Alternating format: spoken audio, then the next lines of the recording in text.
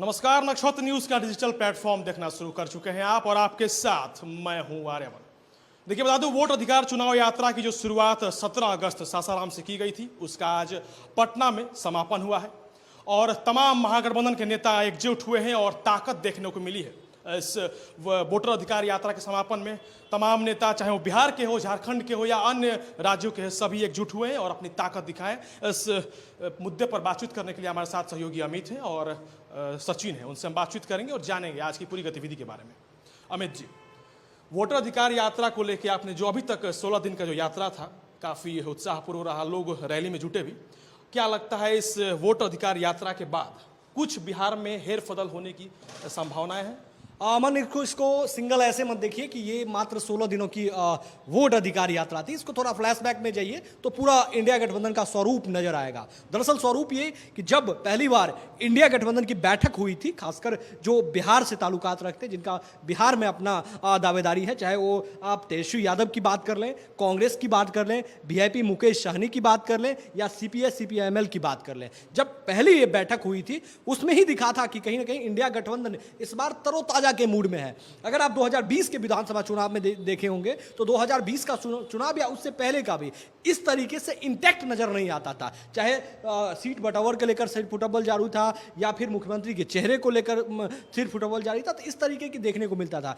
लेकिन जो इस बार पहली बैठक इंडिया गठबंधन की हुई थी वो ही बहुत धारदार तरीके से हुई और पहली गठबंधन में यह तय किया गया कि सबसे पहले तो कोऑर्डिनेशन कमेटी बनाया गया, जो सबसे अहम जरूरी होता है कि कोई भी एक से अगर अलग पार्टी साथ में है तो कोऑर्डिनेशन कमेटी की मांग होती है। चाहे इंडिया गठबंधन में भी मांग होती है इस चीज को लेकर। उपेंद्र कुशवाहा भी पहले कहते थे कि भाई पहले तो इंडिया कोऑर्डिनेशन कमेटी बने, तो पहली बैठक में ही कोऑर्डिनेशन कमेटी बनी थी। आप फ्लैशबैक में देख लीजिए। और उसके बाद पहली बैठक के बाद दूसरा सदाकत आश्रम, मतलब कांग्रेस की जहां पर मीटिंग होती है सदाकत आश्रम में, कांग्रेस पार्टी के ऑफिस में, वहां पर किया गया। तीसरा जो बैठक हुआ कोऑर्डिनेशन कमेटी की, वो वीआईपी सुप्रीमो की जगह पर किया गया। इस तरीके से पहली बैठक की गई और इसके बाद देखिए कैसे प्रारूप बना और कैसे रोड मैप इंडिया गठबंधन, देखिए इसका क्या परिणाम होगा वो आगे है, क्योंकि विधानसभा चुनाव में भी 1.5-2 मंथ का समय बचा हुआ है। ये क्या परिणाम होगा वो आगे पता चलेगा। लेकिन एक बात तो है कि कांग्रेस पार्टी या कहें इंडिया गठबंधन इस बार मजबूती से पिच जरूर तैयार कर ली है। वो इस लिहाज से, चूंकि आज तक आप देख लीजिए, अभी तक अगर 2 दशक की बात कर लें तो जो ब्लॉक स्तर के लीडर होते हैं, खासकर आरजेडी के, उसके साथ तेजस्वी यादव का इंटैक्ट नहीं होता था। आरजेडी नेताओं का लगभग लालू प्रसाद यादव के समय होता था, लेकिन लालू प्रसाद यादव के बाद आरजेडी के समय में ये नहीं होता था। जो दूरी बन गई थी उस गैप को इसमें खत्म किया गया।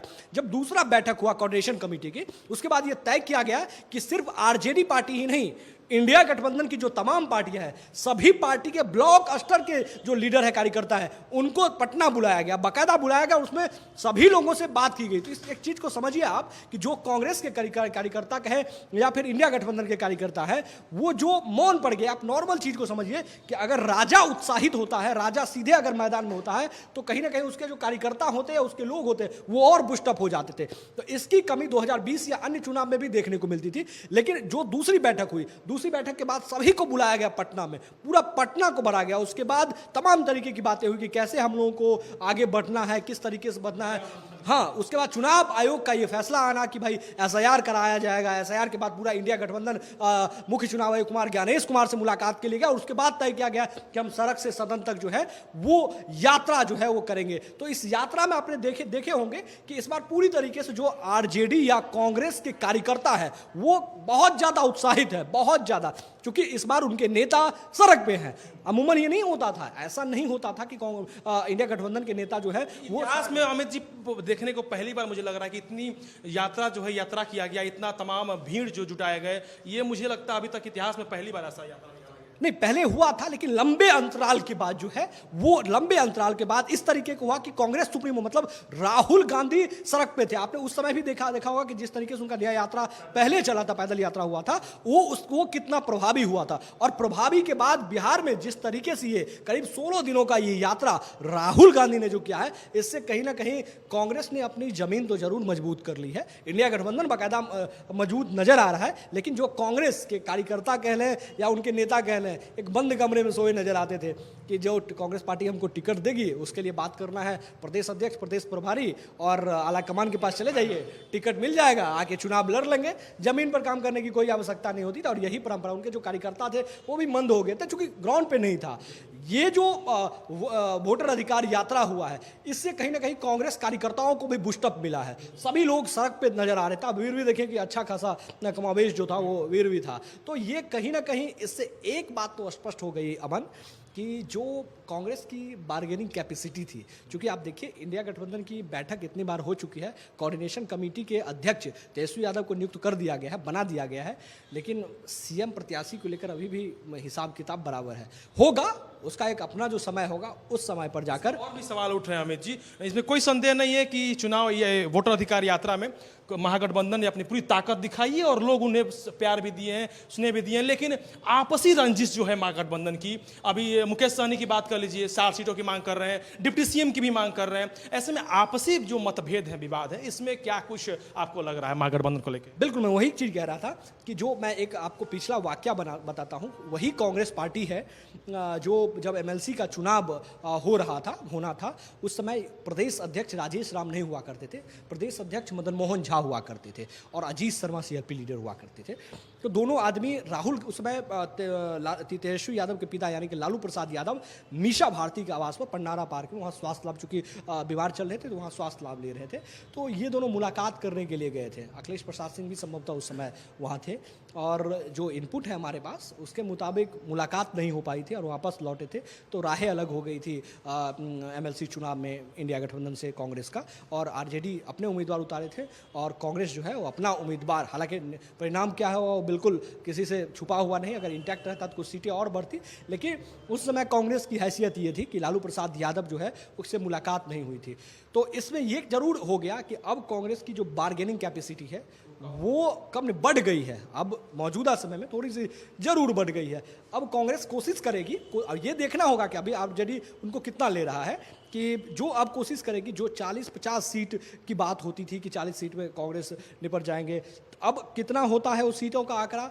दूसरा, जो कांग्रेस का ये आरोप रहता था कि हमें जिताऊ सीट नहीं दिया जाता है, जो हारने वाला सीट रहता है वो हमको दे दिया जाता है, ये लगातार कांग्रेस के नेताओं बोलते रहते हैं। तो अब ये इस पर भी होगा कि अगर हमारा ये सीट है और ये जिताऊ सीट है तो उसमें तालमेल बेहतर तरीके से बताइए इस यात्रा के बाद। लेकिन अभी ये देखना होगा कि जब बैठक होगी तो क्या निर्णय हो पाता है, जब सीटों का तालमेल होता है तो कितना इम्पैक्ट होता है, लेकिन इम्पैक्ट जरूर इससे होगा कुछ ना कुछ। अमित जी, अपने सहयोगी सचिन के पास चलते हैं, उनसे बातचीत करेंगे, फिर आपके पास लौटेंगे। सचिन, धरातल पे आप रहे हैं, देखे हैं पूरे चुनाव यात्रा, ये वोटर अधिकार यात्रा में पटना में भी आज जो महारैली किया गया वोटर अधिकार यात्रा को लेकर, तमाम नेता लोग आए, झारखंड से भी मंत्री लोग आए, इरफान अंसारी भी आए और सीएम हेमंत सोरेन भी आए। क्या कुछ लगा आपको देखकर, क्या कुछ तस्वीरें अब बिहार में होने वाली है? देखिए अमन, लोकसभा चुनाव के बाद ऐसा पहली बार दिखा कि तमाम इंडिया गठबंधन के जो तमाम नेता हैं वो एक साथ एक मंच पर दिखाई दिए हैं, क्योंकि इंडिया गठबंधन जब बना था तो उसका लीड रोल में नीतीश कुमार थे। तो ऐसा कहा जा रहा था कि नीतीश कुमार जब छोड़ दिए, एनडीए में शामिल हो गए, तो ऐसा कहा जा रहा था कि इसमें कोई लीड करने वाला नहीं बचा है, सब आपसी रणजीत है, सब एकमत नहीं है इन लोगों में। लेकिन आज पहली बार ऐसा देखा गया कि वोटर अधिकार यात्रा जो चल रही है उसके माध्यम से तमाम जो नेता हैं, जो मंत्री हैं, एक मंच पर दिखाई दिए।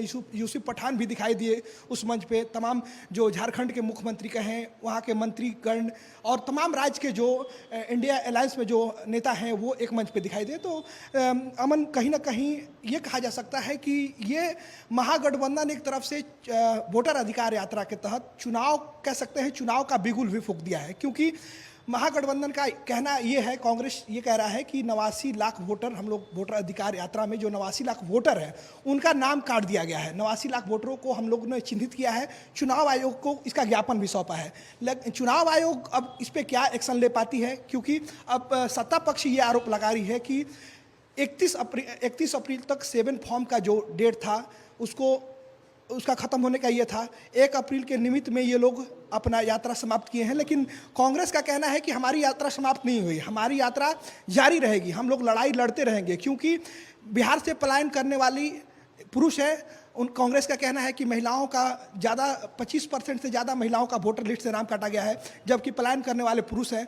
ज़्यादातर जो मृत नहीं हैं उनको मृत घोषित कर दिया गया है, जो जिंदा हैं उनको मुर्दा बना दिया गया है। तो कहीं ना कहीं ये सवाल तो है अमन कि जो विपक्ष आरोप लगा रहा है, इसमें चुनाव आयोग को क्या कुछ एक्शन ले पाती है, क्योंकि विपक्ष का कहना है कि हमारे पास पूरा प्रमाण है, हम लोग जो भी सर्वे करके इकट्ठा किया है वो चुनाव आयोग को सौंपा है। तो चुनाव आयोग को इन लोगों ने आग्रह भी किया है कि चुनाव आयोग अच्छी तरीके से इसको सर्वे करे, दोबारा डोर टू डोर जाकर सर्वे करे, तब उसका रिपोर्ट सार्वजनिक करे। अब देखना होगा कि आरोप ये भी लग रहा है अमन, आरोप लग रहा है, ये लोग आरोप लगा रहे हैं कि सत्ता पक्ष से चुनाव आयोग बिक गया है, संवैधानिक संस्था पे आरोप लगा रहे हैं, लेकिन ये आरोप लगाना गलत है, क्योंकि चुनाव आयोग एक संवैधानिक संस्था है, उस पर आरोप लगाना गलत है। लेकिन चुनाव आयोग को भी समझना पड़ेगा कि जो आरोप कांग्रेस महागठबंधन लगा रही है उसमें कितनी सच्चाई है, उसको पड़ताल होनी चाहिए। बिल्कुल। जो अभी अमित जी एक सवाल और रहेगा,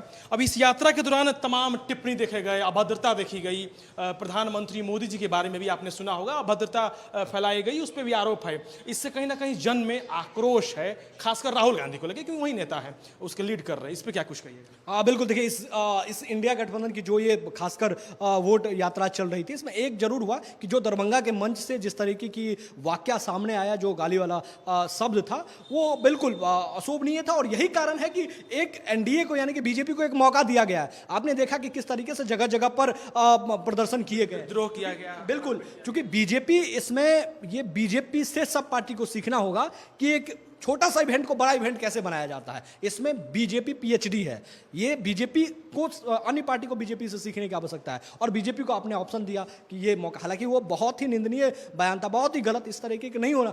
राजनीति है, आपसे मनभेद है, आप अगर पब्लिक डोमेन में तो आपसे हम सवाल पूछेंगे, आप पर आरोप लगाएंगे, आपसे सवाल पूछेंगे, किसका जवाब दीजिए। चूंकि आप अभी सरकार में है और लाजमी है सरकार में है तो सवाल आप ही से पूछा जाएगा, आपका दायित्व है, इसलिए आपसे सवाल पूछा जाएगा। लेकिन सवाल का भी एक मर्यादा होता है, शब्दों का भी एक मर्यादा होता है। वो कहीं ना कहीं जो वहां पर कह सकते हैं कि लोग जो थे उनके द्वारा ये कहा गया, बिल्कुल ये एक मुद्दा बना। लेकिन दो चीजें देखिए, जो सहयोगी सचिन बता रहे थे कि जो चुनाव आयोग के द्वारा एसआईआर कहा गया, इसमें कई पॉइंट है। इसको तो आप मामला सुप्रीम कोर्ट में, आज भी सुप्रीम कोर्ट में सुनवाई हुई है, तो ये आप सुप्रीम कोर्ट का मामला है। सुप्रीम कोर्ट में कहा गया था, ये सुप्रीम कोर्ट भी बाकायदा कहा था कि जो आधार कार्ड है उसको, आधार कार्ड को आप मैंडेट कर सकते हैं कि आधार कार्ड तो आप कह रहे हैं वन नेशन वन आधार कार्ड, तो फिर आधार कार्ड को इसमें मैंडेट करिए। जो आप निवास प्रमाण पत्र मांग रहे हैं, जो आप वर्थ सर्टिफिकेट मांग रहे हैं, तो बिहार में उसमें जो कहा गया था, बिहार में कितने % ऐसे लोग हैं जिनके पास वर्थ सर्टिफिकेट होगा, ना के बराबर होगा, और कई ऐसे लोग हैं कि जो अन्य राज्य में रह रहे हैं और बिहार में उनका वोटर आईडी कार्ड है, हो सकता है कि संभवतः दिल्ली में भी हो। तो अब कहा जा रहा है कि इन दोनों में से हटाया गया, हालांकि 65 लाख का आंकड़ा आई थिंक दिया गया है कि 65 लाख वोट का, तो उसमें 50% से अधिक तादाद कहा गया है कि महिलाओं को काटा गया है, और जो पलायन की स्थिति है वो अधिक पुरुषों की है। तो ये तमाम लबोलुआब है। लेकिन इस सब के बीच एक चीज तो ये है कि कांग्रेस ने अपना पिच जरूर तैयार किया है, महागठबंधन ने पूरी तरीके से माहौल जरूर तैयार है पूरी। लेकिन एक चीज देखिए, बिहार विधानसभा चुनाव पर पूरे देश का इस बार नजर है। आप देखे होंगे कि जो सासाराम से इस यात्रा की शुरुआत हुई, जगह जगह पर तमाम इंडिया गठबंधन के नेता इस यात्रा में शामिल होते गए। यहां भी आप देखें कि झारखंड के मुख्यमंत्री भी पहुंचे थे, झारखंड के तमाम मंत्री पहुंचे थे, अलग अलग जगहों से लोग आए थे। तो इंडिया गठबंधन का एक माहौल जरूर यहां पर तैयार हो गया है, और कांग्रेस पार्टी ने अपनी पिच जरूर तैयार कर ली है। और उसका देखना होगा कि दरअसल ये पिच जो है वो जो आंकड़ा है सीटों का, उसमें और सीट कैसे तब्दील करा पाती है, ये सबसे बड़ी बात। बहुत बहुत धन्यवाद आप दोनों सहयोगों को। तो देखिए, बात साफ है, और ये तमाम जो दृश्य देखने को मिला, इससे साफ नजर आता है कि महागठबंधन अब पूरे दमखम के साथ तैयार है।